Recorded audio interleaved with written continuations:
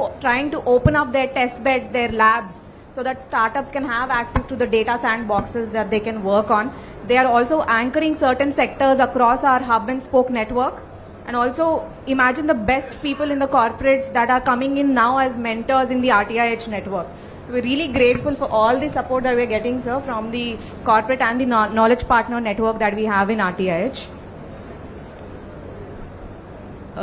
Mr. Rajesh, we come back to you now. You've mentioned how it's so important to create hero startups. So we do have a lot of startup founders now working. So what can RTIH and Government of AP now do to help them in their scale journey? I think, if the startups are created right, I think that, I'm being very, very, upfront and obvious here that they really don't need much of help. You have to be around them and ensure that we're not doing anything stupid that they really, say ki I'm bumming Vizag and I'm moving out of here. So I think getting something created is actually, so basically, let's say assuming startups begin, let's say assuming 100 startups or let's say 1,000 startups, begin, right? Getting to the first institutional raise and getting to something really working, right? That, that fall is the highest. Probably 1,000 may say, less than 10 or 7 or 8 will get there. Once it's working, the chances of these companies probably, IPOing maybe 30 to 40%, right? So literally after it's created, after the founders know what they want to do, how to figure things out, etc. I think, letting them be and not disturbing them too much is how I will put it as. And if they come to you guys for help, figure it out or at least act like you're helping so that they tell the good things about you guys, right? Yeah. Point taken. We're just going to let them be if they already started up and doing well. Yeah. You'll land me up in trouble, boss. Mr. Satish sir, so you're already helping us do this, but I just wanted it to come from you. The Alternative Investment Fund, especially a state-backed AIF that we're trying to build, what kind of design principles do we put in place so that the private capital is not hesitant to invest in that? Yeah. I know Bhaskar Garu is here, is very actively, obviously working on this, and it's been a dream of Lokesh Garu also. So I think first thing we need to do is make sure that it's privately run and it's neutral, right? And it's very focused. The most important thing is that a lot of states do a mistake of course, we need to create a fund to support entrepreneurs in the state, and that's important. But also to create that escape velocity and to create the success, we should be a bit more flexible. One of the things we could do is that if you have significant operations in AP, right? Even the founding team could be in Bangalore, could be in Hyderabad, could be in Chennai, it doesn't matter. I'm not saying all of them, a portion of them. If they have significant operations in AP, right? A small piece of the fund could be allocated to them. So I think when we create a platform like that today, if you really look at Startup India took birth 10 years ago, a 10,000 crore allocation by government, Honorable Prime Minister, all credit to the Commerce Department, right? DPIIT. The 10,000 crore had a multiplier effect of another 10. So 100,000 crores went into the startup ecosystem, right? So very similarly now, if you look at, there's a deep tech fund, there's an AI mission, there's a quantum mission, there is RDI fund of 1 lakh crores that is recently announced. So there are several initiatives. There is Self-Reliant India, which is an MSME fund. That's again another 10,000 crores. One of the things we need to do is leverage all of these schemes. State will definitely contribute and the private investors will contribute. But let's make it a neutral platform, privately run, and run for profit and run on merit primarily, right? So that it'll only grow and become really big. I think that's the plan. And, that's the structure all of you and Bhaskar Garu, everybody is kind of putting into place. And I believe that, like I said, we should have at least 3 funds or 4 funds, from my perspective. We should have an innovation fund. I think there are some ideas, how do we jumpstart innovation? Like you talked about, speed of business is the tagline of AP today. We talk about a lot of deep tech stuff. We have fundamental problems in this country about deep tech, and you talked about it, ease of doing business. Today you can't import chips. You got to go to Singapore, you got to go to Taiwan to get the chips, primarily, right? In China, in certain areas, if you do phase 1 trials of biotech, you are allowed to commercialize that as long as you pass through the safety test. In India, you have to wait for several years to get through phase 2 trials, which is phase 1 is safety, phase 2 is clinical efficiency. So there are certain things, certain knobs that we can turn, right? Very similar to what was done in STPI. Very similar to what is being done in GIFT today. GIFT is outside of the purview of SEBI and RBI. That is to fast track. I think as a state, we have certain levers to kind of create. So we should have an innovation fund. We should have an MSME fund. We should have a social fund. And we should also have a women entrepreneur fund. I think we should have multiple funds, absolutely, which are all run by very, very efficient fund managers, right? So that we can create this ecosystem that will evolve and make us, all of us, proud and give enough opportunities to the entrepreneurs. Thank you, sir. Ratri, I want to add one thing. On this, the scaling part and early startup part, right? Government is always one of the biggest customer of services. The amount of spend government does, right from technology to, let's say, obviously at a national level, defense to logistics to etc., right?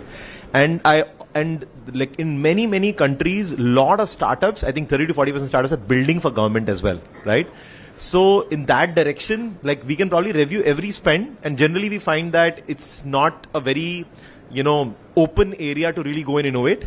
And if that we can open up, that can actually give a lot of startups rooms to really grow within the state for the state consumption. Absolutely, sir.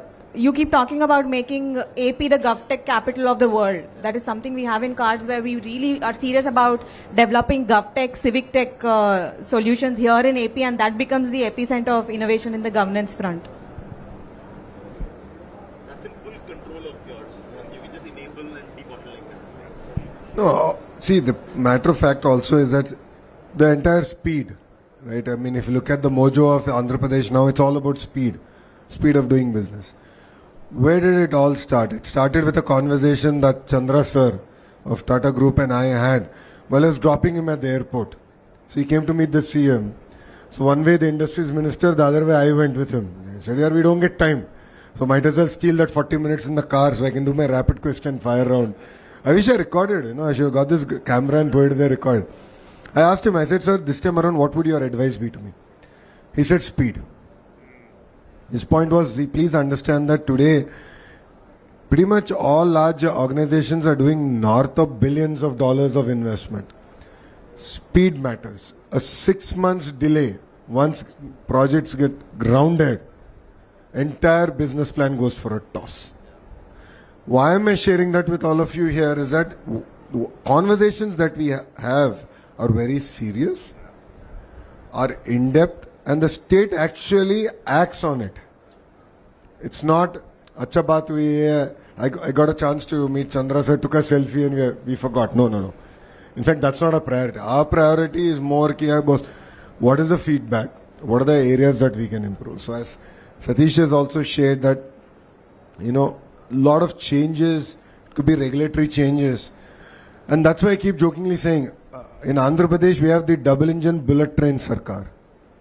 So you have Namo, as we say. So Namo is no longer just Narendra Modi ji, it's Naidu and Modi ji together. So the idea is our ability to champion policies at the national level is also something, we have appetite for it. And the beauty is Government of India also is recognizing the fact that incremental reforms are not going to get us where we have to. The beauty is that today Government of India, like when I talk to Piyush ji or Ashwini ji or even Nirmala madam, they're all like, you tell us what we have to do, but double digit karna hai. We have to grow at 11-12%. You tell us. Transformative changes we're willing to do. I think that is exciting. And that is something where I'm looking forward to working with leaders on the dais, off the dais. Because tell us the changes that you look forward to. It could be in biotech, in chips, our ability to import, our relationships even with countries, our neighboring countries. These are things that, Government of India is very serious, passionate about. And Andhra Pradesh is one state that can champion those conversations. Please understand that Google's investment in Andhra now sounds great, but it took us 13 months of hard work. We followed on, we worked on regulation, data privacy, lawful intercept definition, data embassies, to retrospective taxation. We really worked on it. It was done in the interest of our great country, our nation. In the process, Andhra had first more advantage, so be it. If other states are sleeping, I can't help it, no? Like quantum mission. We are not looking at just bringing a quantum computer, but we are now working on how can I tap the entire funds available in the quantum mission, build the ecosystem, now go back to manufacturing. So what you will see 10 years from now is actual manufacturing, research, manufacturing actually happening in the Amravati cluster. So that is what is required, and that is what I'm looking forward to working with all of you. See, with all fairness, I'm a reasonable expert in politics and policy making. I'm not an expert in logistics. So I look forward to working with Rajesh on logistics. I look forward to working with Satish on how do I create the ecosystem for fundraising. But you need to challenge us, you need to push us, and only then we can create this vibrant ecosystem that can not only make Andhra Pradesh proud, but India proud.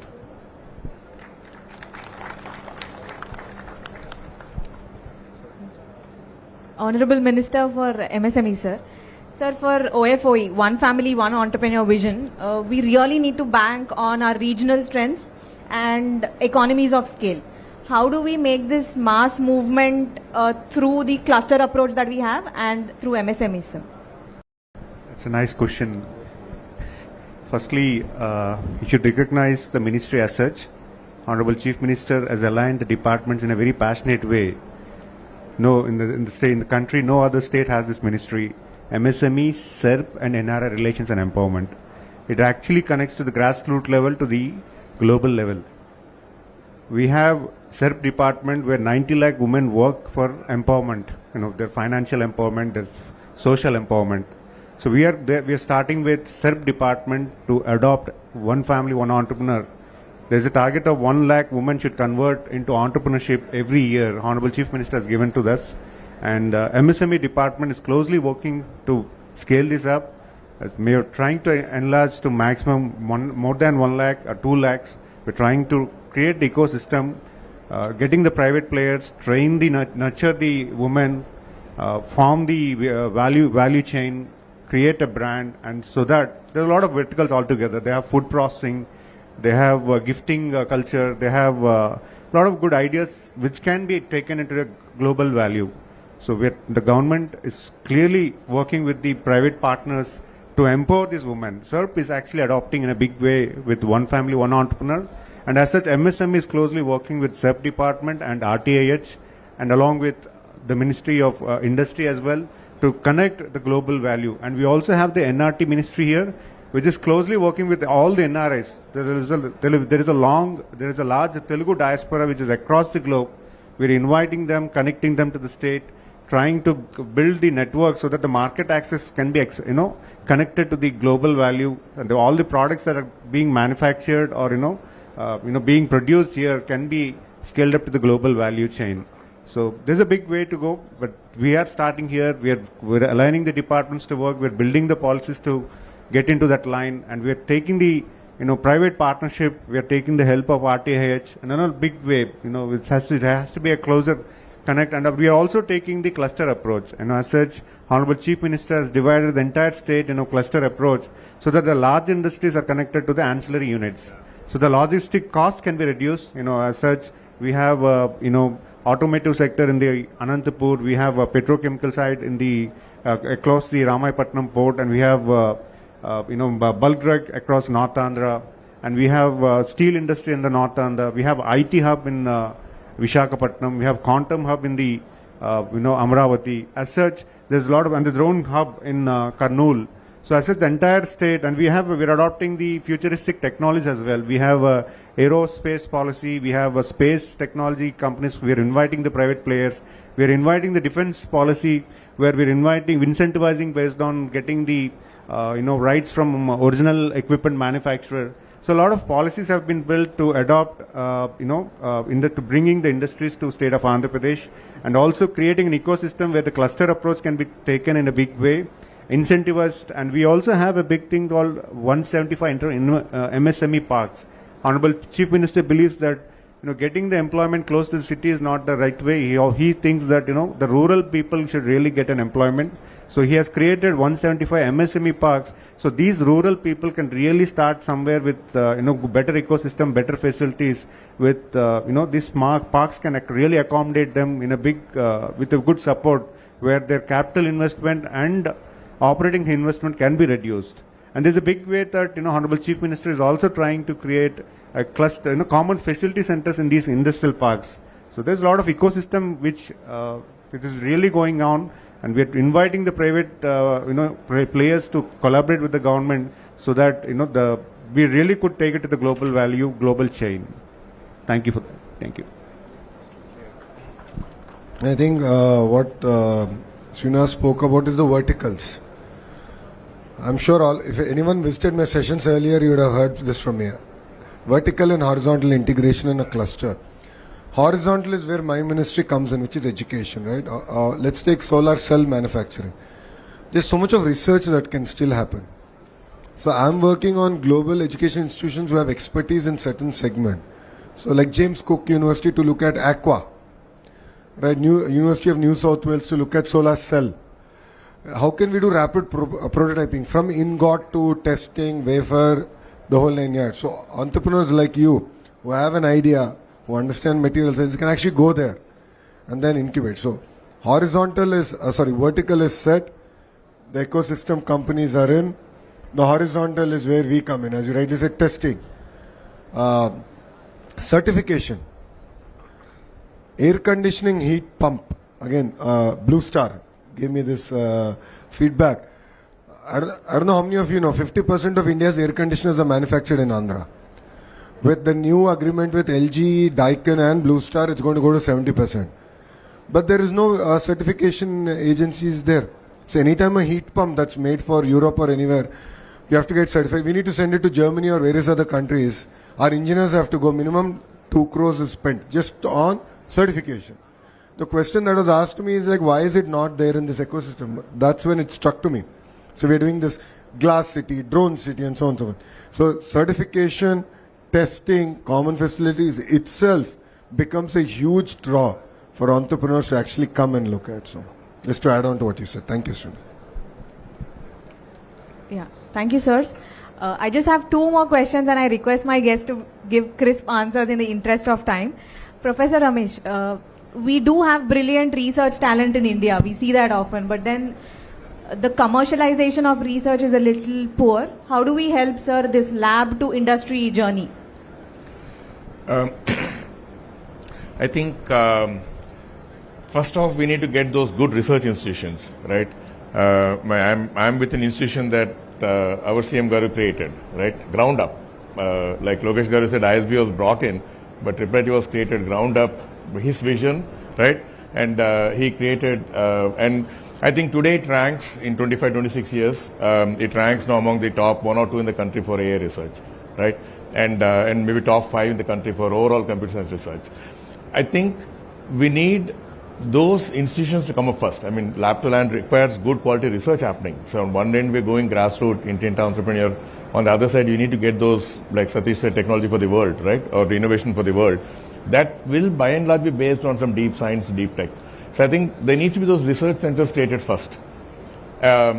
The mindset, I think, when the vision of the government that day was like you create an institution within the government framework, it will become yet another government academic institution. It was kept outside the government framework.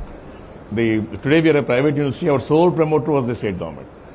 And I think that mindset is very important. So it cannot, So it should be started with the mindset that you're doing research and with the intent to commercialize, the Israeli model. I don't think we have much of it in India today. IITs had a long way before, and now they're changing last 10, 20 years, but still very slow to change. Institutions like IIT are good in this sense because we have to generate our own funds. We have very strong intent to commercialize, but we are limited in bandwidth in terms of what we can do. We're doing good, but we could do much better. If you create a new breed of institutions with that intent, Israeli model is what I would suggest. Create those hubs, small hubs, PG research institutions. Teaching is not the focus. I think that is required with that new mindset is what I would think can bring about a significant shift. Thank you, sir. Through the numerous centers of excellence that we're going to have in the RTIH network, hopefully we do an actionable interaction with our knowledge partners and research institutions. Mr. Madan, the last question to you is, how do we make entrepreneurship a mass movement and not just an urban privilege?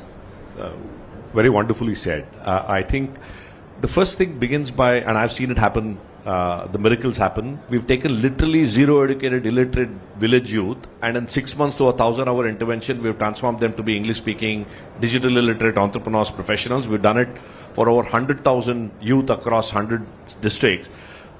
So much so that two of my rural youth and I are the first day for sure the entire incoming batch of all civil servants of the country, where we talk about transforming rural poverty. That's the power.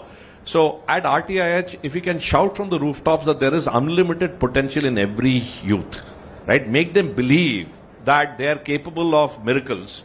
Miracles will happen, right? So I think that is the second thing is the journey that we've been talking about of youth. 4 stages quickly. One is inspire. How do we inspire them? How do we create aspirations in them to become entrepreneurs? How do we get them to respire where they start? And how do we get them to perspire where they start growing? If we can speed up this journey of inspire, aspire, respire, perspire through RTIH and get as many people to experience that journey through a pyramid, the speed, Lokesh Garu, that you're talking about, if we can hit that and we fail fast, fail forward, it'll inspire people to say this is all doable, and that's what we need, right? I'm a big lover, and I'll end with that of the movie Kung Fu Panda, right? How a common panda can become a Kung Fu warrior is all by belief and by the ecosystem around shouting and celebrating successes. And I think RTIH is ideally positioned to make that happen, and it will happen. That's the belief that maybe we'll leave this panel with. Thank you. Thank you so much. This conversation was so rich that maybe I'm biased, but I feel like there should be a part 2 just for RTIH, or we should probably make a mini series out of this conversation. I know, sir. So on that note, they say that all good things must end, especially a time-bound panel session. I think I'm here being urged to end this. So on that note, thank you so much to our honorable ministers. Sir, you both have set the vision for innovation that now gives us the mandate and the momentum that we need. Thank you so much to my distinguished panelists. All of your inputs were really honest, actionable and thought-provoking, and we're going to make sure to take it forward. A big thank you to all the entrepreneurs that are attending today. You are the reason why this ecosystem exists and why there's an urgency for us to build it as well. A huge thank you to the audience who've been standing for over an hour to listen to the panel discussion. It's really great to see this. And my sincere gratitude to CII for enabling this pivotal discussion to happen and for your continued support to the state of Andhra Pradesh. Thanks a lot. Over to you, ma'am.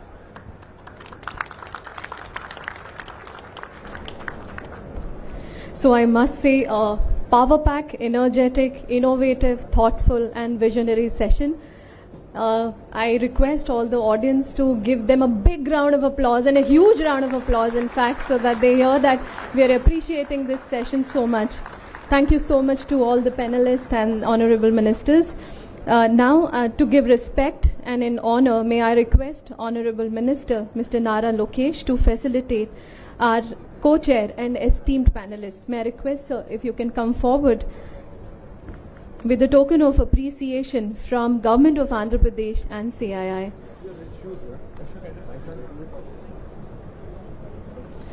Honorable Minister of MSME, Shri Kondapalli Srinivas Garu.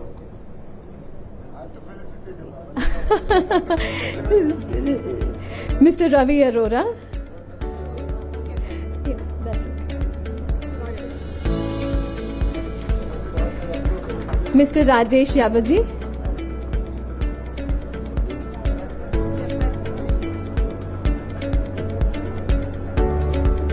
Mr. Madan Padaki.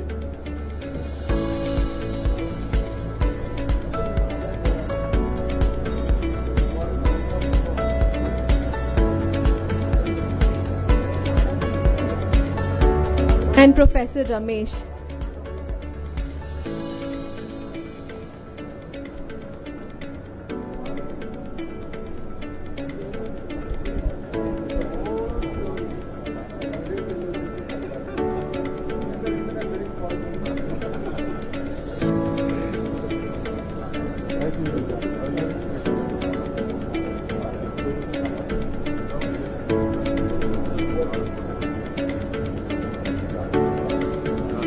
Thank you so much. Big round of applause for all the panelists, please.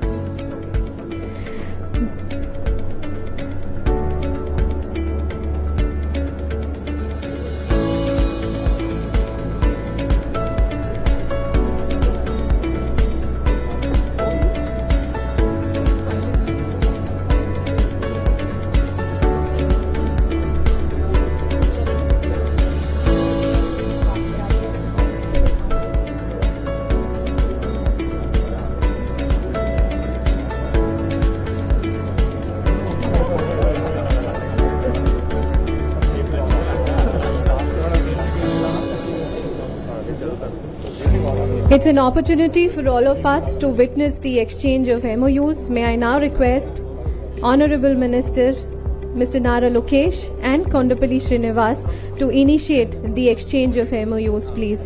I would like to call upon AP Vaga, the Andhra Pradesh VFX Animation and Gaming Association,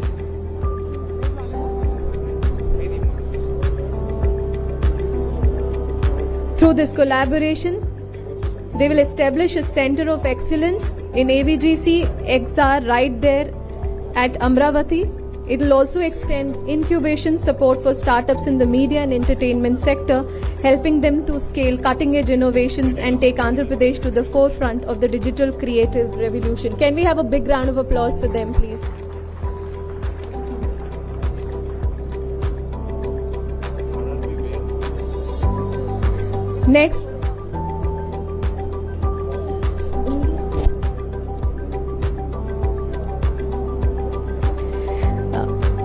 Next, we have Startup UAE.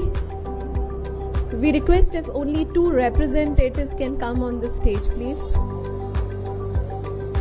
Startup UAE.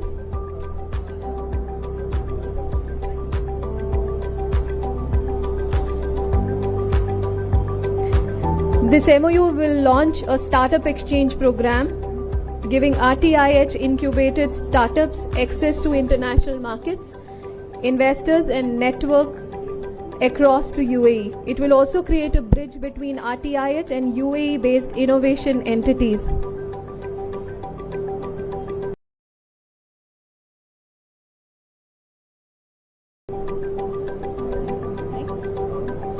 Next we have Quantum AI. Do we have Quantum AI? Okay. We move on to the AIM and AIG. Are they here? Yeah. Can we have a big round of applause for them, please? In partnership with AIG AIM, they're proudly launching IU Nova, a healthcare-focused incubator cell that will nurture transformative health tech startups, positioning Andhra Pradesh as a leader in health tech innovation.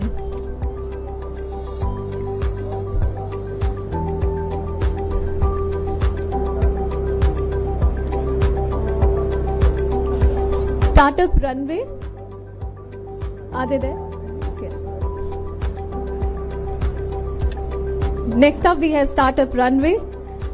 This is the partnership with Startup Runway. They are going to launch a US market exchange program who's going to provide startups with mentorship, soft landing support, investor access and entry pathways into American markets. Can we have a big round of applause for them, please?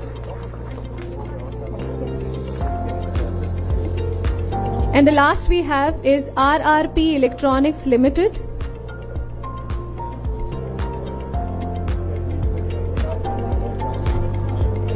So RRP Electronics Limited, this is a OSAT project.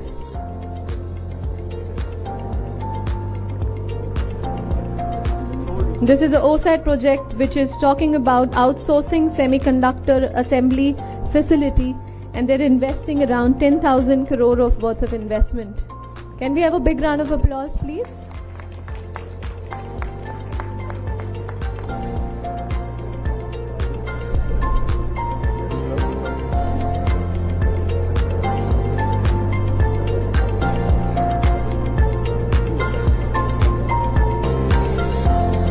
May I request all the ministers as well as the panelists to come together for the photo opportunity, please.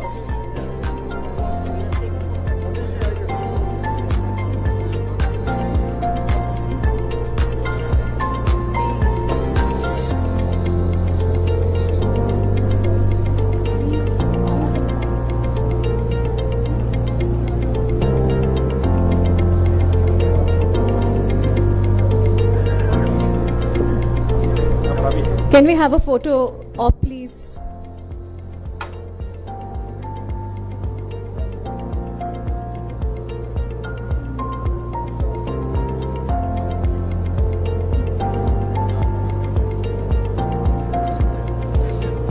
Thank you so much, and it's a great audience, I must say, and please, I applaud everybody who's been here, and thank you. With this, we close the session, and we will be moving on to the next session shortly at 12.